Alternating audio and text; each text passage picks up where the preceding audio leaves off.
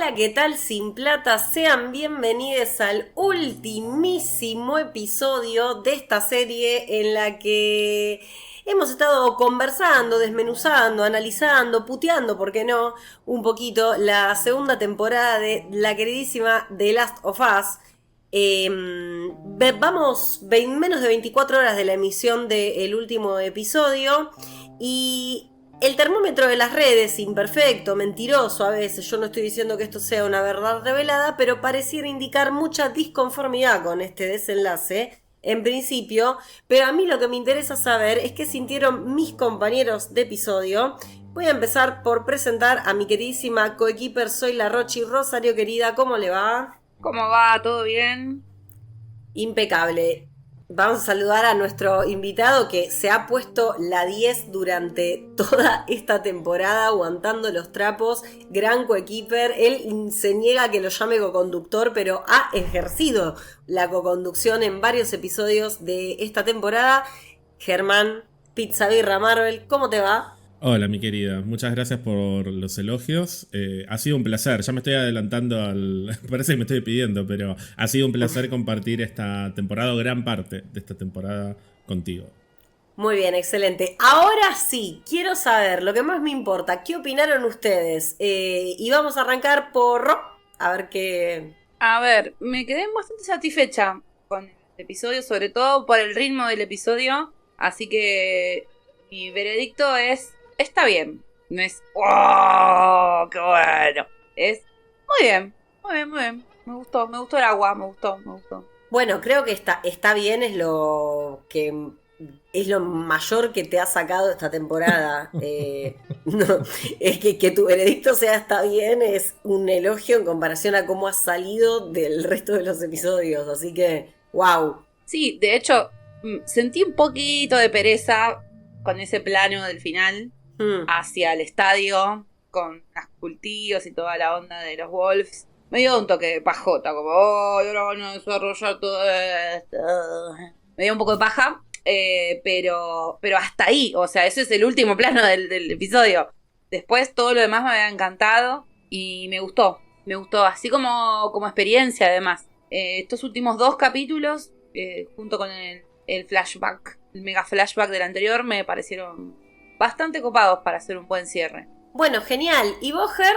Bueno, a mí también me gustó. Yo la historia ya la conozco. Yo no vine a buscar ninguna sorpresa ni llegué demasiado intrigado sobre lo que le iba a pasar o no le iba a pasar a cada uno de los personajes.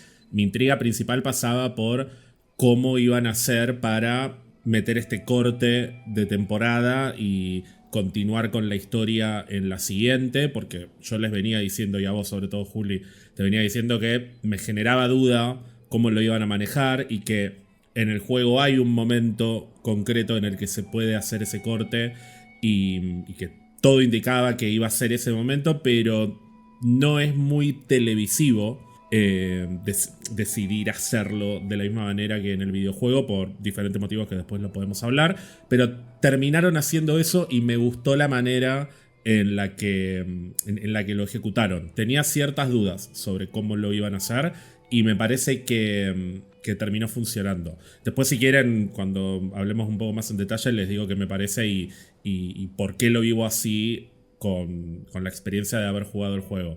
Pero es un episodio que me dejó bastante satisfecho. Mi único tema es que, si bien me parece que está bien resuelto ese corte, este final de temporada yo no dejo de sentirlo como un final de la parte 1 de la temporada. Y lo que viene ahora no lo siento tanto como una temporada 3. Lo siento como una temporada 2 parte 2, al estilo Netflix. Que va a continuar. Y ya el hecho de saber que este año no se está filmando la tercera temporada, entonces calculo que la filmarán recién el año que viene, por lo cual con suerte llegará dentro de 2 años. Eso también me produce un poco de paja, sinceramente. Que es algo que lo vengo hablando en diferentes lugares y creo que con vos, Juli, también lo hablamos. Esto de que en los últimos años cambió mucho la dinámica de de los formatos televisivos y antes estábamos acostumbrados a una temporada todos los años y ahora tenemos por ahí eventos que tardan 2-3 años y en algunos casos vale la pena, y en este caso siento que narrativamente le juega en contra a la serie tener que esperar 2-3 años para ver cómo continúa una historia que no solo es cómo continúa, sino que vamos a seguir viendo la historia que vimos en esta temporada 2 por cómo termina el episodio. Sí, hay algo que se repite en las primeras reacciones que estuve leyendo por ahí, que tiene que ver justamente con una cuestión más estructural, ¿no? De la temporada, que un poco se relaciona con esto. Yo también lo percibo un poco como la parte 2 de una temporada 2, que va a estar muy diferida en el tiempo. Y también entiendo por qué para mucha gente puede haber resultado insuficiente la temporada. Y acá quiero retomar algo que justo veía que tanto, bueno, Vandelay, si ustedes les recomiendo, suscríbanse al newsletter de Vandelay, que dice, la edición del pasado fin de semana dice, se termina The Last of Us por fin. ¿No? Ay, qué forra que la amo. Es como ella se había arrastrado por el desierto hasta llegar al final, ¿no? Y bueno, es una mierda. Pero me causa gracia que se notó con la intensidad con la que ella padeció la temporada, y ese padecimiento viene de que le resultó insuficiente, que no le resultó interesante. Yo creo que se baja un escalón antes de temporada de relleno, que ella de hecho te da la razón a vos, te concede. Yo siento que por ahí es un poco un overstatement decir que una temporada que bifurca el punto de vista de la historia, sacando del cuadro a un protagonista que había sido también nuestro principal punto de vista durante buena parte de la historia, y cambiando a otro personaje y con la introducción de las facciones, con la ampliación del mundo, en términos políticos difícilmente sea una temporada de relleno. Es no importa cómo siga esta historia, si todo esto que vivió Ellie ahora no lo tenemos, no funcionaría de la misma manera. Pero sí considero que puede haber dejado un poco de gusto a poco, porque fue una temporada un poquito más lenta, que no sé si distribuyó de la manera dinámica que la primera había distribuido los acontecimientos. Ger, ¿querías decir algo? Sí, yo no voy a hablar de temporada de relleno porque sabés que ideológicamente estoy en contra de hablar en esos términos. Ahí no comparto con mi querida Lucía. Dicho esto, vuelvo con igual lo dije yo eso. Tampoco comparto con mi querida Rochi. Dicho esto, vuelvo con lo que dije ya un montón de veces, y perdón por ser repetitivo, pero ahora que tenemos la película completa, por lo menos de esta mitad, lo cual es paradójico en sí mismo, tenemos la película incompleta, pero en lo que respecta a esta temporada ya está cerrada. Sigo pensando que la temporada 1 es un libro con una introducción, nudo y desenlace que tanto en el videojuego como en la adaptación funcionan bien, independientemente de si te gusta más o menos alguna u otra cosa. En cambio, la experiencia de jugar el videojuego completo, que incluye este cambio de punto de vista, y hay un motivo por el cual vivimos Seattle día 1, 2 y 3 con Ellie, y después pasás a vivir Seattle día 1, 2 y 3 con Abby, que no voy a entrar en detalle en la parte de Abby, pero hay un motivo concreto que enriquece la historia de Ellie cuando jugás la parte de Abby y ves las dos perspectivas. Ese motivo que hace que la experiencia del videojuego, que por ahí lo terminás en un par de días o en una semana como mucho, es difícil de trasladar a la serie, y es más difícil todavía si entre una parte y otra vas a meter 2 años de espera. Porque ya de por sí fue difícil a lo largo de 7 semanas mantener el interés de algunas personas, que a mí no me pasó, también porque ya sé la historia. Entonces para mí la actitud de Ellie en los primeros episodios tenía sentido porque sabía cuál era la historia que había vivido en los años anteriores, en los flashbacks que vimos la semana pasada, y también sabía que a medida que pasaran las semanas iba a tener una transformación, porque la Ellie que vimos en este último episodio, si bien tuvo un par de momentos medio que te dan ganas de decirle, nena, callate la boca, no es la misma persona que llegó a Seattle. Estos 3 días la afectaron como personaje y eso se nota, pero costó incluso para los que jugamos el videojuego. Entonces, si encima vas a meter como un parate de año y pico, 2 años, porque más o menos me imagino que va a llegar dentro de 2 años esta tercera temporada, siento que le juega en contra a la narrativa de toda la historia que comprende temporada 2 y temporada 3, y no sé si temporada 4, porque ya dijeron que no sabían si la iban a terminar con una temporada 3 de la misma longitud que la temporada 2. Así que creo que es más un problema de formato de la serie lo que hay acá, más allá de lo que uno podría pensar que es relleno o no relleno, o si está de más o de menos. Para entender si algo está de más o de menos, tenés que tener la película completa, y si no tenés la película completa hasta 2027, es difícil. Sí, yo lo siento que es como una gran antesala.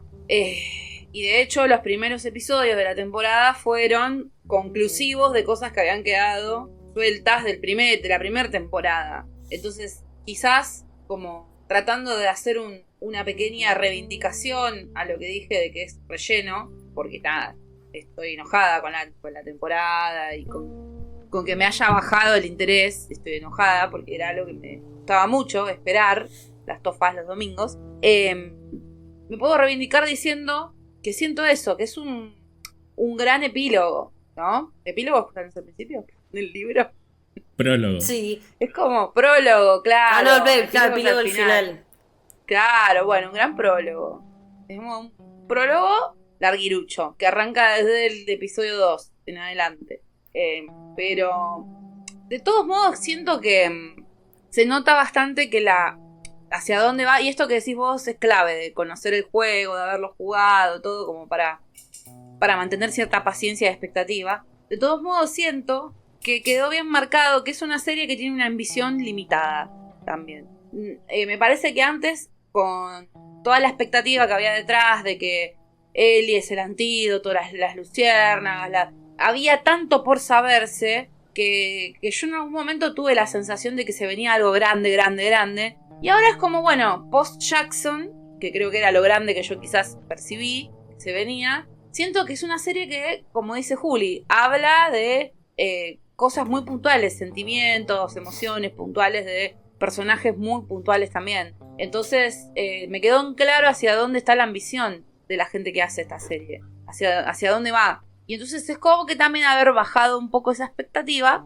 te la baja un poco, da un poco de paja, ¿viste? Pero en sí no es un mal producto, me parece. Hay cosas que pueden...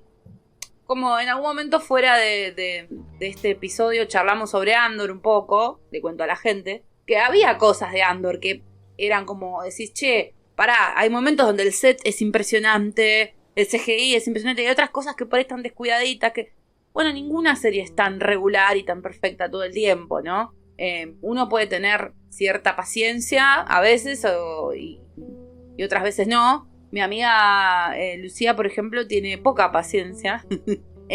Yo a veces trato de esperar un poco más, como para decir, che, bueno, sigo, no sigo, vuelvo, no vuelvo. Voy viendo qué migajas me va tirando Hansel y Gretel. Y en este caso me quedé como diciendo, bueno, alta paja, no me voy a acordar de nada, pero no sé si puedo decirle, che, ya está, largué el micrófono.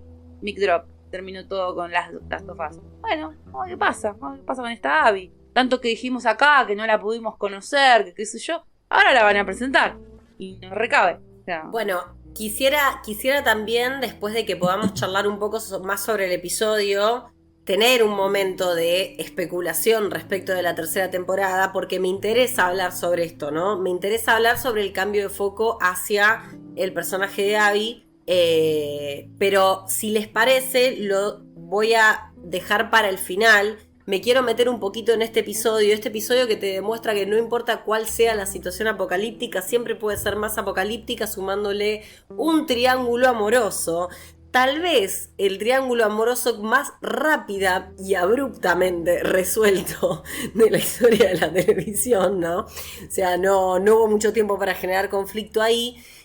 Con un personaje que, nada, despedimos con dolor a Ian Massino, Ger. Yo sé que para vos ha sido un montón esto, tal vez. Sí, igual, en realidad no, porque yo sabía que esta temporada iba a terminar medio como el The Walking Dead Sazo, que siempre al final de la temporada te matan uno, y sabía que le tocaba a Jesse acá porque, bueno, al final de día 3, perspectiva Ellie, muere Jesse. Y es igual, además. Ya cuando ves que va corriendo a la puerta, decís, listo. Va a abrir la puerta y pum, le van a pegar el tiro. Que leí que lo hizo John Massino, no quiso dobles. Y lo hizo 27 veces. Y después tuvieron que hacer un reshoot porque tenían que cambiar, creo que la herida del labio de Ellie, que había quedado del otro lado. Y lo tuvieron que hacer todo de nuevo. Y se tuvo que tirar 28 veces más al piso. Pero sí, dolorosa la muerte de Jesse, que igual me dio un poco de paja todo el triángulo amoroso con Ellie. También está un poco en el juego, pero acá el condensarlo, pensá que en el juego por ahí estás jugando con Ellie, caminando con Jesse 3 horas. Y acá esas 3 horas las tenés que condensar en una conversación. Pero bueno, fueron justo escenas en las que la dinámica entre Jesse y Ellie no me gustaron. Ni Jesse poniéndose medio como si yo ya sé que ella está embarazada y ustedes me lo ocultaron. Y después Ellie tratando de hacerse Buffy la cazavampiro y salvar al desconocido, que era obvio que iba a terminar ametrallada si se metía en ese conflicto en ese abuso de poder sobre los WLF hacia el Serafita. Y creo, personalmente me parece que Jesse hizo lo correcto al decirle, no te metas ahí porque te van a matar. Nada, que por tu culpa mataron a un niño. No sé, toda esa discusión me dio paja. Entiendo que es la personalidad de Ellie. Y entiendo también lo que le está pasando a Jesse al haberse encontrado en este torbellino de violencia y enterarse de que además va a ser papá. Porque él, creo que a él más que el triángulo amoroso lo que le importa es el bebé. Porque se siente responsable de alguna manera. De hecho, me gustó cuando le dice, ahora no me puedo morir porque siento que tengo que estar como padre. Casi ni siquiera pensando en el vínculo amoroso. Creo que es más un tema de la responsabilidad de sentirse padre. Que bueno, le duró 1 hora.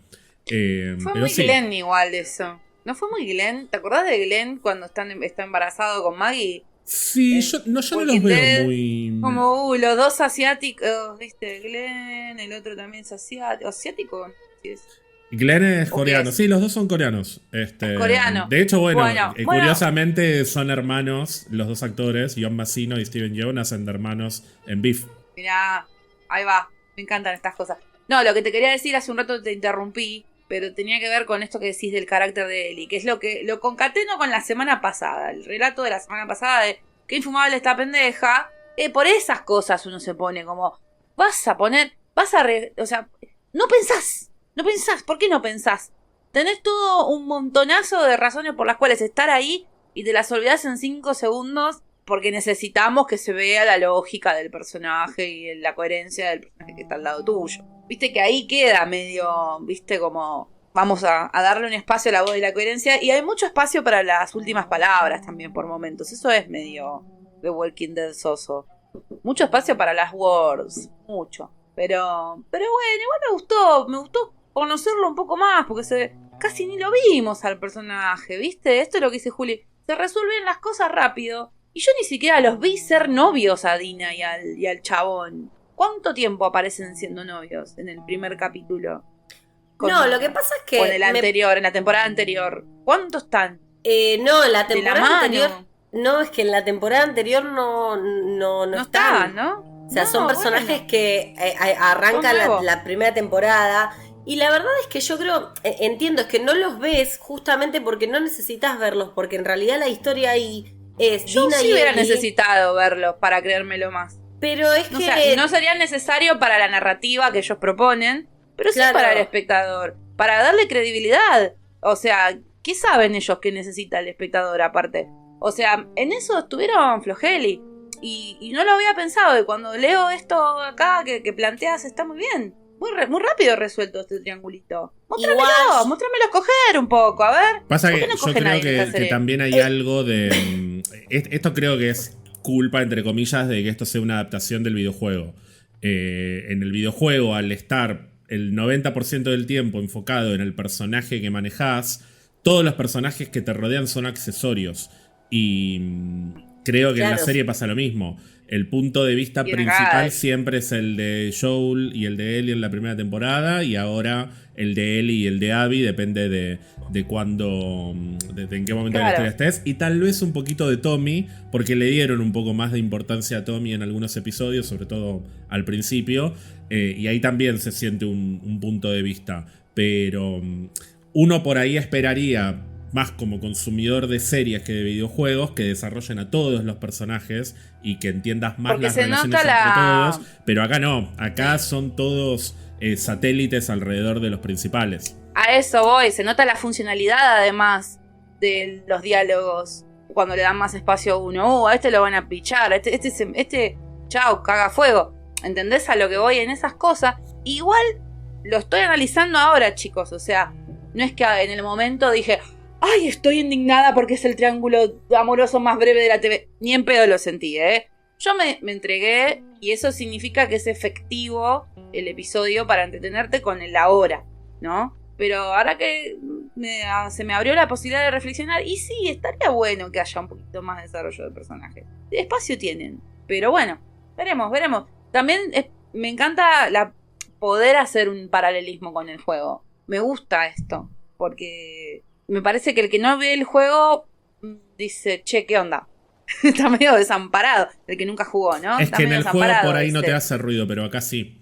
Porque uno, por ahí habiendo visto, por poner el ejemplo de siempre que es The Walking Dead, cuando aparece una comunidad, querés ver cómo funciona esa comunidad, cómo son los vínculos entre los personajes. Y The Last of Us, en términos televisivos, es lo opuesto a eso. Porque esta temporada expandió mucho el mundo... expandió la comunidad de Jackson, expandió Seattle. Estamos viendo al final de la temporada que además hay mucho más movimiento dentro de Seattle que no vimos todavía con ese plano del estadio y qué sé yo, y no va a pasar por ahí la atención.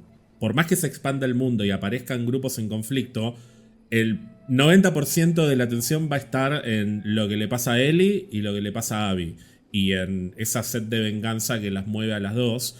Y en ese sentido creo que en la tercera temporada va a pasar en la misma situación. Nos vamos a enfocar más en Abby y van a empezar a aparecer personas a los costados que uno por ahí querría conocer un poco más, y no, porque parece que hay tiempo para desarrollarlo, pero en realidad no tienen ese tiempo porque quieren contarlo en pocos episodios. Si no, tendría que durar 13 episodios, una temporada... que sacaron el 7, y tendrían que tomarse el trabajo de desarrollar cosas que no son pertinentes para lo que el juego quiso contar. Que también es una decisión que podrían haber tomado, podrían haber dicho que esto sea más una puerta para contar más historias en este universo, y que pueda seguir como The Walking Dead siguió 20 años con spin-off y todo. Y me parece que no. Me parece que lo que están haciendo es exprimir solamente la parte que se contó originalmente. Y eso me parece que trae como consecuencia negativa que nos quede sabor a poco, porque se amplía el mundo, pero no llegamos a conocerlo. Yo creo... Una buena explicación. Yo tengo en particular una hipótesis con eso que tiene que ver particularmente con esto de los personajes. Obviamente que justamente por cómo se... hace esta transposición de un soporte al otro, digamos, ¿no? Del videojuego a la serie, ¿no? O al cine o a donde sea que se empiece a contar la historia. Tiene esta dificultad que vos decís, que obviamente vos en el juego tenés un punto de vista muy centrado y el resto de los personajes son, en el mejor de los casos, algún NPC, ¿no? Como no tenés tanto desarrollo de otros personajes, lo cual no te permite hacer una serie que sea mucho más coral. Si bien... quizá la primera temporada lo tenías más balanceado, porque tenías la historia de los hermanos, tenías la historia del personaje de Melanie Lynskey. Quizás en esa primera temporada estaba un poquito más distribuido. Acá no, acá el punto de vista está muy centrado y muy unificado. Pero Perdón, en la primera temporada se tomaron más libertades en ese sentido. Pues en la primera temporada dijeron, agarramos la cartita de Frank que encontrás en el videojuego y con eso te hacemos un episodio entero. Que terminó siendo el episodio favorito de todo el mundo. O creamos al personaje de Melanie Lynskey y le dedicamos 2 episodios. Que 2 episodios es poco, pero terminamos sintiendo que conocemos más a ese personaje que vimos menos veces que a los de la temporada 2, porque se le dedicó más atención dentro de los episodios también en los que apareció. Hubo mucho talento contratado para dirigir que acá. Claro. Permitime dudar. A ver, episodios dirigidos por Ali Abbas y cosas. O sea, había mucha más ambición. Había más ambición. Acá se achicó. No es algo malo. Es distinto. Te muestra más hacia dónde van. Me parece. Muestra más las cartas. Y para quienes tienen la experiencia del juego, es como, y sí, boludos, esto es así. Pero para los que no, es como, es más chiquita la historia, ¿no? Es una serie más chiquita de lo que quizás se planteó. Y me parece que quizás las libertades creativas eran re lindas que se habían dado en esa primera temporada. De igual modo, creo que el personaje de Jessie cumplió su función en cierto sentido y que esa función, y esto es una hipótesis mía, ¿no? O es como yo por lo menos hice la lectura. Para mí la función que él cumple no tiene que ver con el triángulo amoroso. El triángulo amoroso es un trasfondo que, por eso te decía que por ahí yo no necesitaba verlo, porque lo que entiendo es que en esos personajes hay un bagaje, hay una historia, hay un equipaje en el medio que genera una tensión en esos vínculos, pero yo lo que necesito saber en realidad, o por lo menos la función que me cumple Jessie como personaje, es la de representar la voz de la comunidad en contraposición a cómo Ellie actúa siempre en función de su impulso y de su deseo de, en este caso, vengarse de Abby, ¿no? Como que Jessie siempre, en algunos episodios decíamos la voz de la razón, ¿no?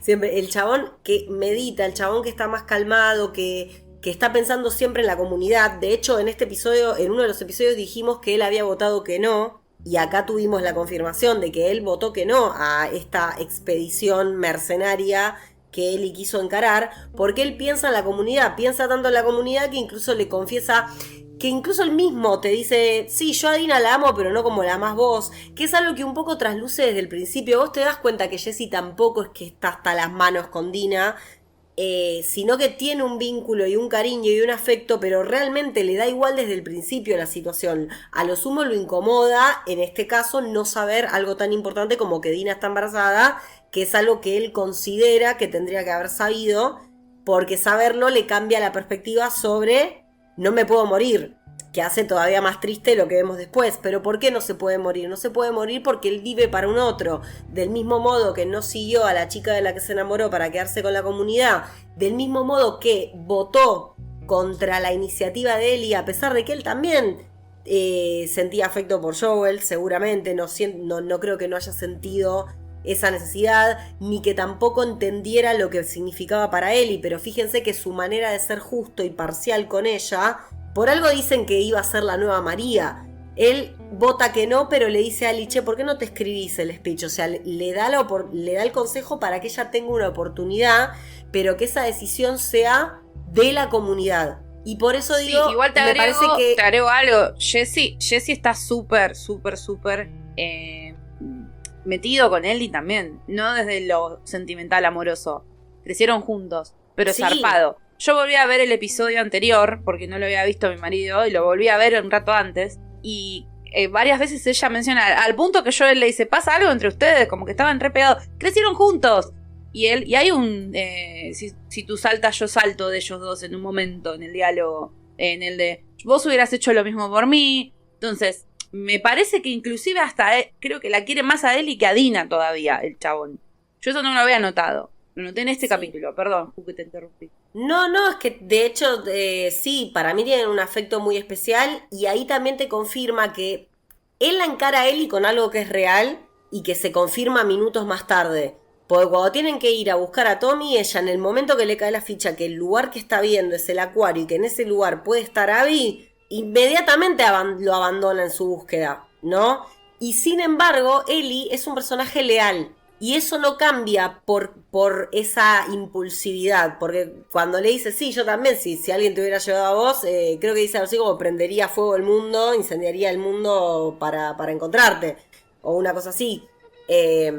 Y creo que es ese amor, ese cariño que tienen entre ellos lo que hace también que procesen con más normalidad o que puedan conversar sobre lo que pasa en el triángulo amoroso, que después de todo lo que acabo de decir, refuerzo, me parece secundario en comparación a lo que Jessie representa para Ellie, que es todo lo que Ellie no es, porque Ellie no logra pensarse con la comunidad. Se piensa desde lo más inmediato, ¿no? Desde los suyos y desde la urgencia. Y el suyo más importante le falta, no está más con ella. Y entonces esa venganza es el único objetivo en el que puede pensar, incluso teniendo, como le dice en un momento Jessie, hay una chica herida, embarazada, encerrada dentro de un teatro que nos está esperando.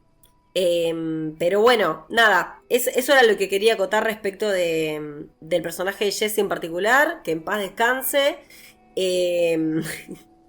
Pero, ¿qué más tenemos para este episodio? Creo que un poco también en relación con lo que veníamos hablando, esta aparición del niño Serafita y este intento que tiene Ellie por ir a buscarlo, y esto que le plantea Jessie, que es más que nada algo que ya sabemos todos: cuanto más vulnerable estás, menos podés ayudar al otro. Lo triste del desamparo, de que haya cada vez más gente desamparada, es que la gente desamparada no tiene red con la que socorrer a los demás, y de hecho Jessie termina teniendo razón y Ellie se expone a un peligro totalmente innecesario.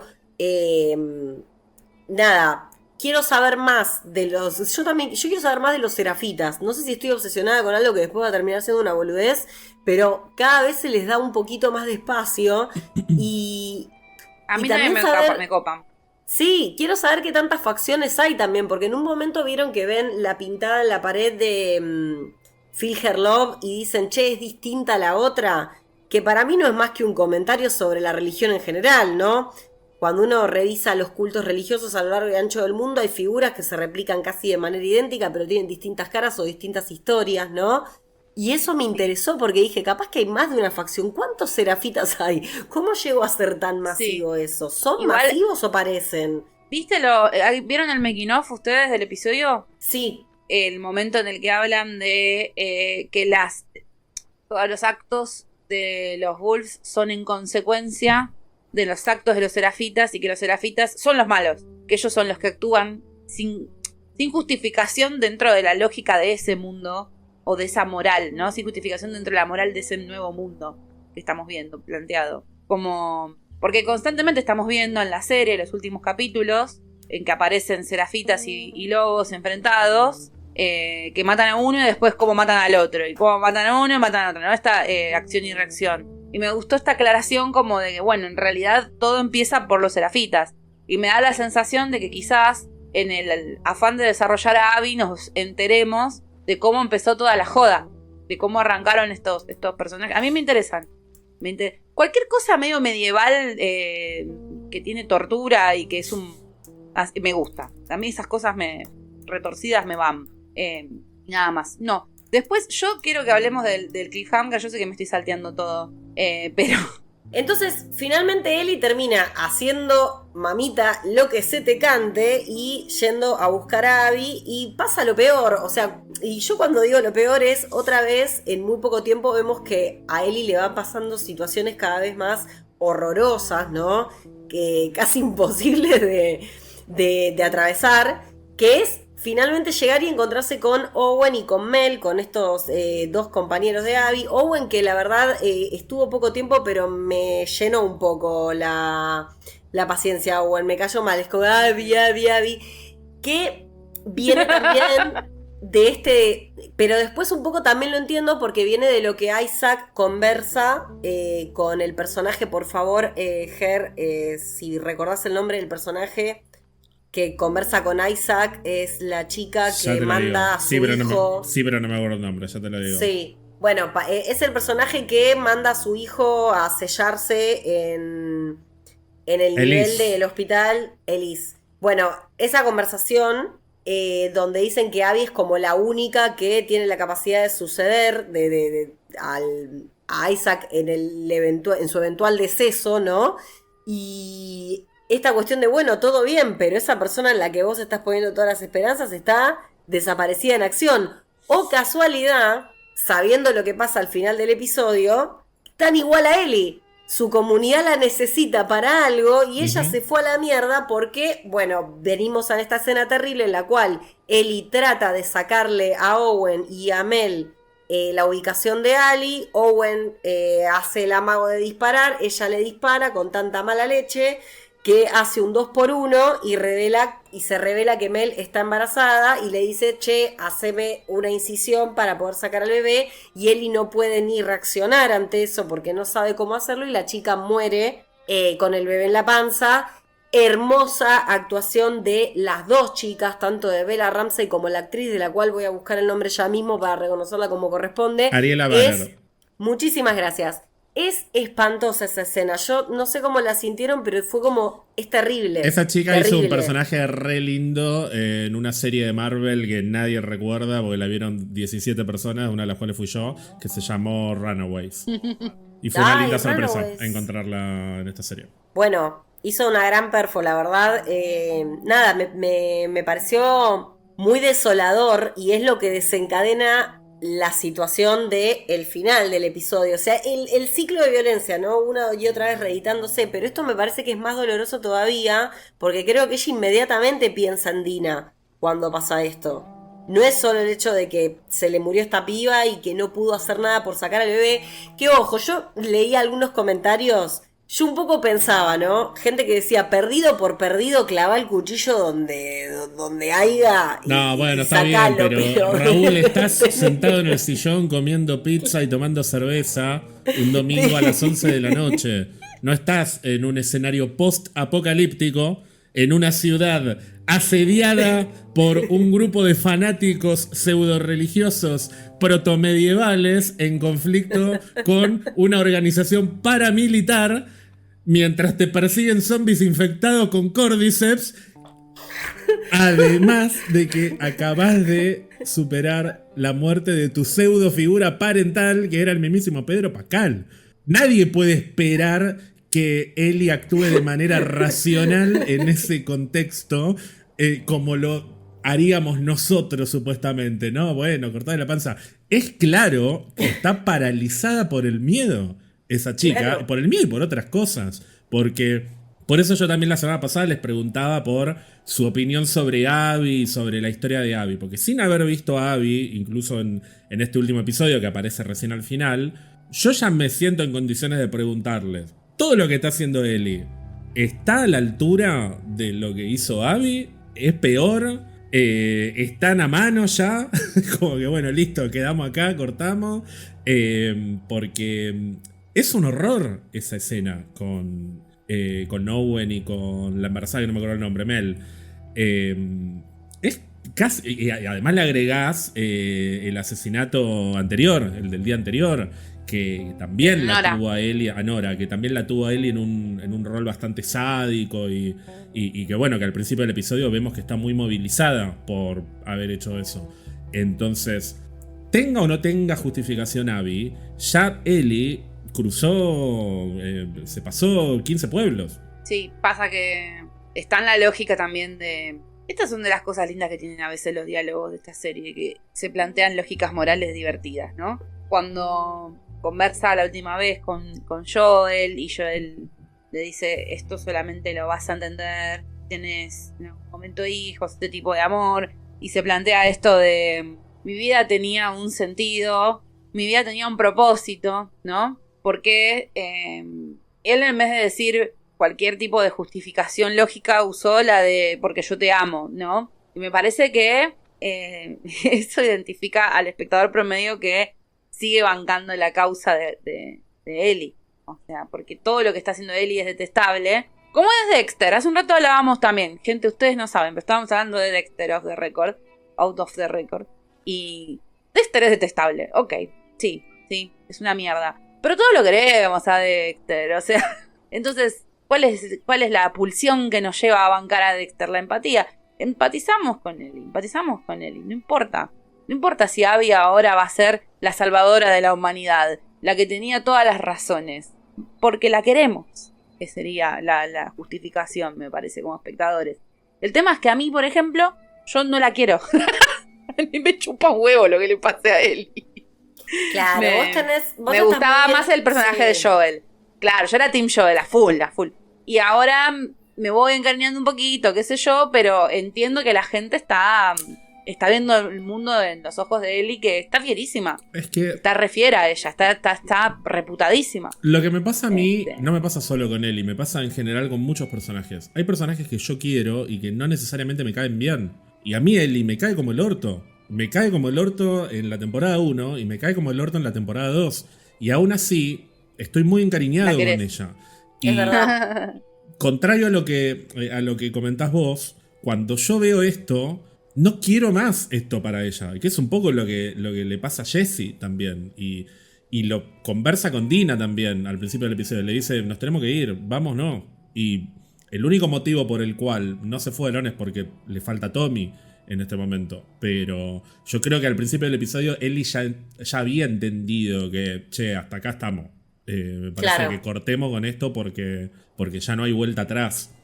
Yo no empatizo con ella en un punto en el que digo, esto que estás haciendo está mal, pero dale para adelante. No, quiero que corte con este ciclo de violencia porque sé que va a ser peor, no solo por las consecuencias y por lo que va a pasar cuando Abby descubra tal o cual cosa, sino porque no quiero esa pérdida de humanidad para ella, incluso aunque me caiga mal. Tal cual. Cosa que con Abby todavía, haciendo cuenta que no jugué el juego, no debería pasarme porque no conozco su historia. Y aún así puedo ponerme en el lugar de ella porque, bueno, le mataron al padre y qué sé yo, pero no tengo ese vínculo de cariño hacia el personaje, por lo menos la versión televisiva. Obviamente, sin entrar en spoilers, la idea de separar la historia en dos partes y que veamos el punto de vista de Abby es que también nos encariñemos un poco con ella. Y es más difícil ahí incluso, porque ahí ya va a ser un personaje que va a haber cometido las atrocidades en cuestión. Y aún así hay un motivo por el cual uno podría llegar a encariñarse con ella. Lo cual no significa que después necesariamente la tengas que justificar o claro, que tengas que tomar un bando. Vieron que yo también soy como muy anti-team esto, team lo otro. Para mí esto no es o estás del lado de Ellie o estás del lado de Abby. Para mí las dos tienen motivos, para mí con las dos podés empatizar, para mí con las dos te podés encariñar en diferentes momentos. Y no necesariamente una tiene que tener más razón que la otra. Y creo que esa es la conclusión inevitable. Que ya es un mundo demasiado infectado de violencia. Si no tenés en cuenta encima la infección real. Y el conflicto entre los Wolves y los Serafitas es un poco una analogía de eso. Porque de fondo tenés un conflicto que tampoco tiene sentido y que ya no importa quién empezó y si hay un malo o no hay un malo y quién tiró la primera piedra, porque es como si la violencia brotara inevitablemente, como inevitablemente van a terminar brotando las ramas infectadas o van a terminar saliendo las esporas. Es incontenible la violencia y por eso son tan potentes los pocos momentos de humanidad que se encuentran en este mundo, como en el episodio anterior, que creo que un poco Pedro Pascal terminó convirtiéndose en eso, no Joel, Pedro Pascal, en el símbolo del amor por el amor mismo en el medio de un contexto completamente deshumanizante. Sí, totalmente. Es que justamente lo que hablábamos sobre en varios episodios ya, y creo desde la primera temporada, el Córdice es una excusa. Vos decís, el mundo está infectado de violencia. Lo único que hizo esta pandemia, ¿no? Fue resaltar un aspecto de la humanidad que estaba vigente desde antes, ¿no? Y que a medida que se rompe ese tejido social, que las comunidades se hacen cada vez más chiquitas y más aisladas y que empieza esta lucha constante por la toma del poder desde un lugar defensivo, desde el lugar de yo quiero la seguridad para mí, para los míos, y de repente esa seguridad con un otro no es posible, salvo que lo sojuzgue. Es un escenario muy desolador para vivir, para que te nazca un chico, ¿no? Porque pienso también en Dina y en que no sabemos tampoco qué pasó al final y ya podemos ir un poquito dirigiéndonos para ese lado, pero me gusta esto que vos decís, me hace acordar a Shingeki, ¿no? Y pienso, a mí me interesa ver ese lado de la historia de Abby y entender un poco más a Abby, porque es muy probable que termine quizás teniendo un afecto por ella, porque lo único que pasa, la única diferencia es que no la conozco. Si vamos por una cuestión de atrocidades, las dos están haciendo atrocidades una tras de la otra. Yo a Ellie la quiero, yo a Ellie sí la quiero, es un personaje que quiero, más allá de lo pesada o de lo intensa que haya estado esta temporada. Es un personaje que quiero y la quiero aunque me caiga mal que haga estas cosas, que es un poco esta distinción que vos hacés, porque los personajes copados en el cine o en la televisión, me parece, suelen ser los que no podés distinguir entre bueno o malo. Es una persona que hace cosas. Algunas de las cosas que hace son buenas, otras cosas que hace son malas, pero vos tenés un afecto por ese personaje, por lo que te hace sentir o por lo que representa, ¿no? Porque te gusta su historia, porque te gusta la interpretación de la persona que está ahí, porque te motiva lo que sabés de él y lo que sabés más adelante y lo que vas viendo a medida que avanza el camino. Pero no necesariamente tiene que ser un santo. Entonces me entusiasma ver qué pasa con Abby. Después de esto que pasó, y ahí sí podemos llegar, si les parece, al final del episodio, que es un... Hoy aprendí una palabra nueva, leyendo una columna de la review de la Rolling Stone de Alan Sepinwall, que es uno de los materiales de consulta que tenemos acá en Sin Plata cuando hacemos un semanal. Aprendí una palabra nueva que está relacionada con esto que yo definiría como un intento de cliffhanger. Adam dice que hay un cliffhanger tonto en el que parece que Abby ha disparado y matado a Ellie. Un clásico caso de lo que los escritores de televisión llaman schmuckbait, donde solamente alguien que no sabe nada sobre storytelling, sobre televisión, podría creerse que eso pasó. ¿Quién dijo esto? Alan Sepinwall, que me parece que hizo una lectura muy literal de... Decirle que lamento mucho que los padres le hayan contado que los reyes son los padres cuando era chico. Pero me entendés lo que quiero decir, ¿no? Como que también siento que lo leyó muy literal el cliffhanger. Por supuesto que nadie va a creer que Ellie muere. El cliffhanger no es, ¡ay! ¿Habrá muerto? ¡Cuidado, Agripina! Pero ya lo vi en Code Geass, Lelouch of the Rebellion, temporada 1. También termina igual, spoiler. Y no te quedás pensando en si murió o no murió. Es cómo se resuelve el conflicto. Es otro tema en lo que se está contando. Bueno, pero igual, me gustó aprender la palabra schmuckbait, pero me pareció como... o sea, yo la sentí como una lectura muy literal. Obvio, nadie piensa que Ellie está muerta. Podés tener un montón de otras hipótesis. De hecho, Ro tiene la propia. ¿Querés contar, Ro, lo que pensás que pasó en ese cliffhanger? Creo que disparó o Dina o Tommy. Más probable Dina, porque hay un plano donde muestran a Dina y muestran justo hacia dónde puede enfocar Dina, como está en su estado con la pata, vieron que tiene la pata inmovilizada, la gamba. Y aparte ella dice, no. ¿A quién le está diciendo no? Cuando disparan, dice eso, habla. No le vas a decir no a Abby, que te está por disparar, si vos te estás ofreciendo para morir. Ella le dice, ya está, me buscás a mí. Y en el making of también lo dijeron los creadores, tipo eso, como bueno, ella ya está, su vida no sirve para más nada. Lo que su mejor amigo no está, Joel no está. Da todo para que exista Dina con su hijo. Entonces, ahí eso es lo que yo pienso, ¿no? Esa es mi hipótesis. Pero jamás de los jamás se me ocurrió creer que ese disparo terminaba con la vida de ella. Y no es la intención, me parece, de la serie que te quedes con esa intriga. Sí, quédate con la intriga de cómo se resuelve esta situación. Pero... ¿Cómo es la palabra schmuckbait? Me parece totalmente snob, me parece totalmente condescendiente para con el público y no la pienso aplicar.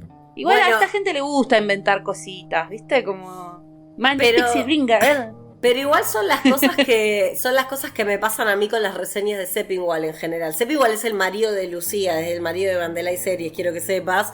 Y una vez habíamos hablado de eso, que a mí lo que me pasa con él es que siento que está desde un lugar, quizás se para desde un lugar para hablar de sus visionados que no me puedo vincular.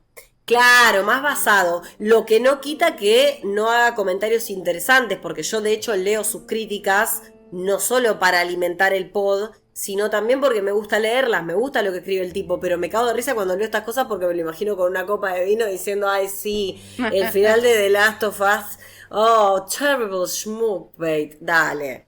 No sé por qué hice el acento medio británico, si el tipo más Pero es que yo me lo imagino el 4 de julio. Me lo imagino medio personaje paródico de BoJack Horseman, así. Sí, No tal sé, como cual. una morsa, un flamenco, algún animal como muy exótico tomando vino, sí. Ay, me matas como a flamenco. Sí, total, es que es de esa onda, Sepi, igual. Pero no, yo entendí eso, tipo, bueno, vamos a dejar acá, te vas a quedar con la duda de si disparó Dina, si disparó Tommy, quién carajo disparó, a dónde fue a parar ese disparo, sobre todo, ¿no? Fundamentalmente. Nos vamos Y sobre a quedar todo con esa duda. se te va a ir toda la expectativa y toda la atención porque van a pasar 5 años. Vas a tener un sobrino que ya tuvo hijos y ahí va a salir la tercera temporada. Bueno, eso pasa también. Vamos Por a estar en favor, el año te de pido. elecciones cuando llegue la tercera temporada nene. de Last of Us. Ah, y no sé si vamos a poder ver la tercera temporada de Last of Us, si vamos a estar en pleno Mad Max acá. No sé, viste, si para qué ¿por qué prendería la tele para ver algo que puedo mirar si me asomo al balcón de mi casa de ruido? Mad Max. No, bueno, hablando en serio, sí, yo entiendo que, por eso decía que para mí es cuestionable lo de un cliffhanger, porque tampoco es que te deja con, no te deja con esa sed de saber más. No esa A sed mí de me saber da- más de necesito que se resuelva. Me parece que te deja más con la sed de saber, ok, me van a contar la historia de esta piba, ¿para qué? Y a mí me intriga más, me gusta más pensar que voy a pasar 3, 4 capítulos, no sé cuánto voy a pasar con Abby, pero que hasta que ese nudo se termine de coser va a haber un desarrollo. Sobre todo porque A mí ustedes me ya da saben. Sogaca igual, Sí, Me da es que Sogaca. esa es la pregunta que yo les iba a hacer. Perdón, Deportivo Caitlin Denver. Solo por eso voy a estar ahí para mirarlo. Por eso digo, después mostrás el plano a todo lo que ella implica, hizo, tiene detrás. Mostrás un disparo y ¿qué es? Que se la dieron y después nos van a mostrar que esto es lo que se pierde cuando ya se la dieron. Me da un poco de... Pero eso no son todas hipótesis, pueden pasar muchas cosas. Pueden pasar ¿Vos qué muchas opinás, cosas. Fer? No, yo estoy más del lado del lado monita que del lado Seppingwall acá. Del lado monita con navaja. Para mí es un final abierto, lo cual no necesariamente significa que sea un cliffhanger. O sea, sí, si contás la escena esa del tiro, es un cliffhanger, pero no pasa por la resolución de esa escena el final de la temporada. Me parece que la gracia de este final es que nos están vendiendo una tercera temporada que nos va a contar otra historia en paralelo a la que ya vimos. Y esto no es un spoiler porque no sé cuándo la veremos, pero me parece que está claro que ese cliffhanger de esa escena no se va a resolver en el primer episodio. Se va a resolver, No, claramente no. por lo menos un par de episodios después, yo diría que 3, por lo menos. Mis cálculos me darían 3, tal vez 4 episodios, claro, como para poder verlo, porque, insisto, si Abby estuvo desaparecida a lo largo de los 3 días que vimos desde la perspectiva de Ellie, es porque estuvo haciendo cosas. Y me recontra quedo con eso que dijiste vos, Juli, de lo llamativo que te pareció que lo que se le reclama a Ellie en su comunidad o en su grupo cercano sea similar a lo que se reclama de Abby en su comunidad, porque ahí vas a encontrar evidentemente un paralelismo construido, y creo que el fuerte de este final de temporada es sembrar la semilla para que veamos una historia más que todavía no vimos. Creo que la tercera temporada va a ser más enfocada en Abby, sobre todo en los primeros episodios.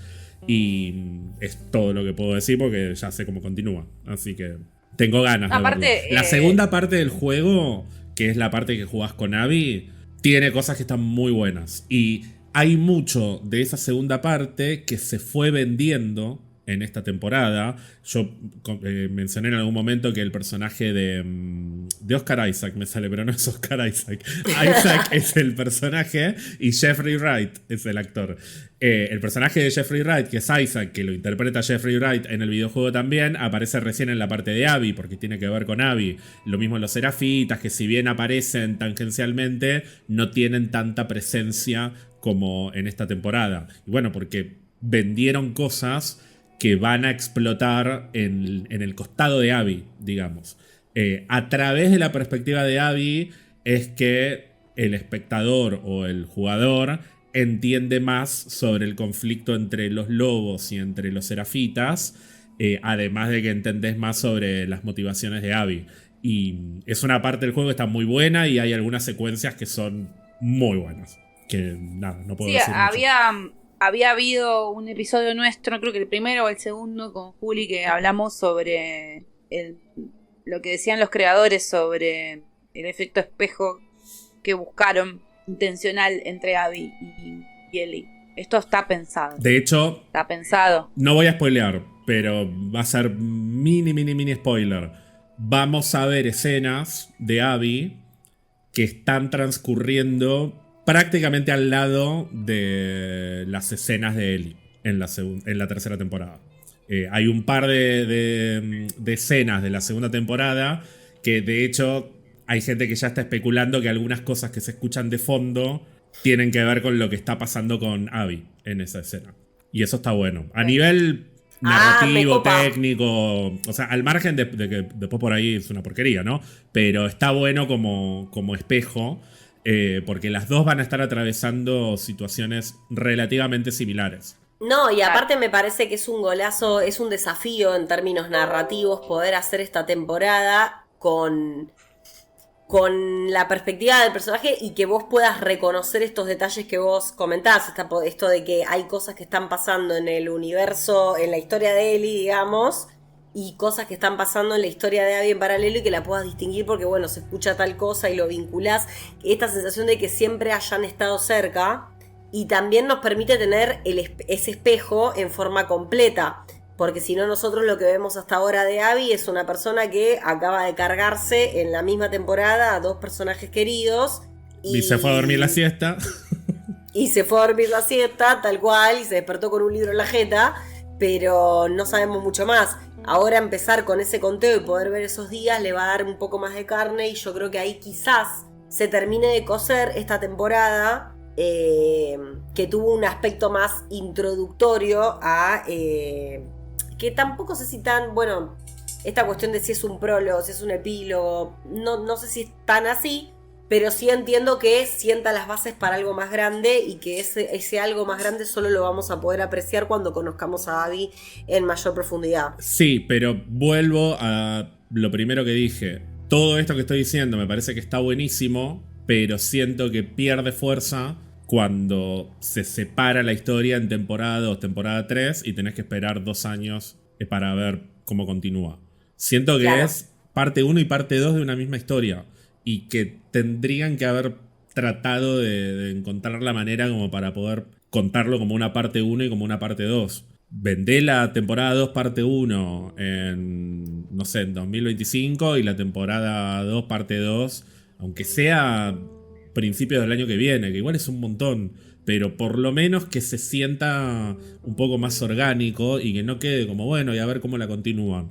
Porque yo hablo por haber jugado el juego, pero la persona que no jugó el juego no tiene por qué sentir esto.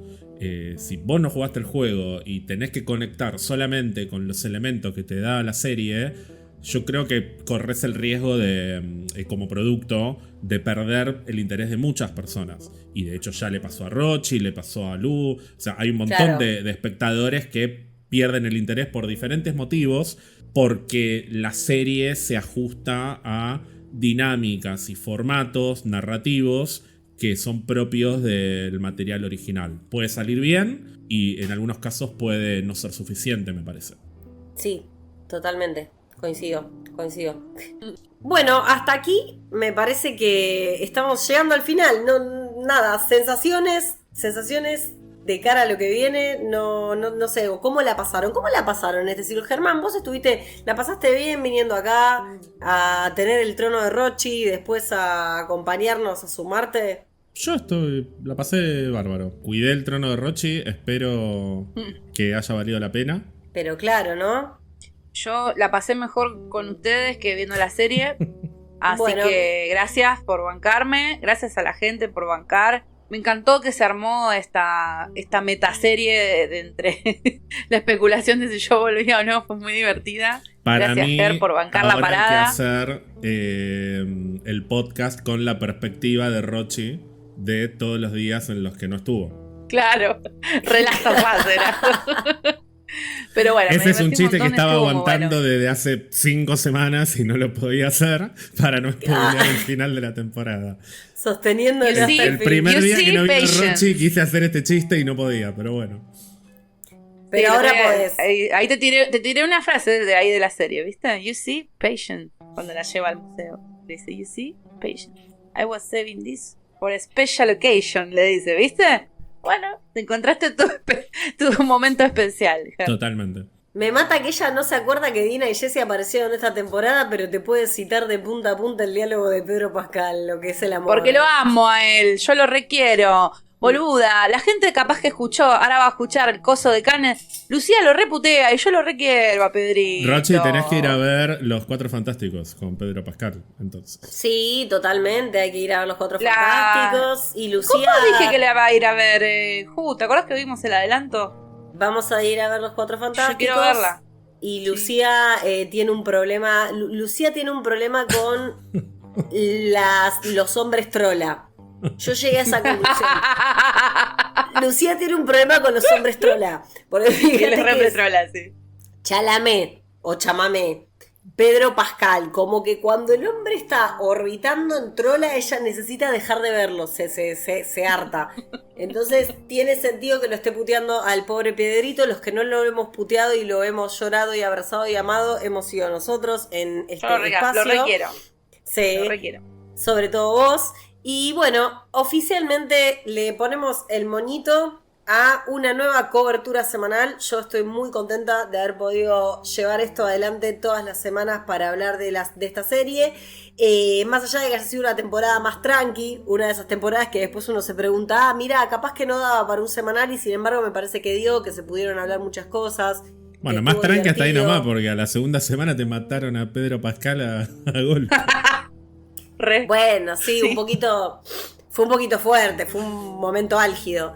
Pero creo que la hemos pasado muy bien. Así que nada, de mi parte, agradecerte una vez más, Ger, por sumarte a este espacio, porque me encanta que vengas. Espero que vengas muchas veces más. Te vamos a estar esperando. No, gracias a ustedes. Así que gracias por venir. Volvé, siempre te esperamos. Y recordale por última vez a la gente dónde te pueden escuchar y seguir semana a semana, que estás en muchos lados. En @Ger_Alonso_ y pueden escuchar Pizza Birra Marvel, donde hablamos de Marvel. Me pueden ver los jueves, casi todos los jueves, en el stream de YouTube de Popcorn Cine, todo junto, lo buscan en YouTube. Esta semana vamos a estar hablando de The Last of Us también. Espero que por última vez, porque a mí me gustó mucho la temporada, pero yo no soy mega fan de The Last of Us. Estoy un poco podrido ya de hablar de esto. Totalmente Así que saturado. doblemente valiosa mi participación acá. Pero todo por ustedes porque las amo. Y bueno, y en otros lugares cada tanto aparezco. Bueno, excelente, amiga. Gracias. Muchas gracias. Sos lo más, sos lo más. Así que vayan a escucharlo por ahí. Mi queridísima Rochi, gracias una vez más por estar acá. Otro ciclo cumplido. Gracias, amiga. Siempre por el aguante, por la presencia. No, a ustedes que yo estuve con mis licencias psiquiátricas. Entonces, Cada tanto vienen bien. Y bueno, gracias también a todo el público de Sin Plata que está del otro lado. Ya saben que nos encuentran como @sinplataniforma en las redes y que nos pueden ubicar en cualquier plataforma de podcast que tengan disponible, incluyendo YouTube, que no es una plataforma de podcast, pero ustedes me entienden. Gracias por estar del otro lado. Un beso grande a nuestras compañeras Vir, Cata de Series y Lucía Vandela de Series. Y como siempre les decimos, vuelvan prontos.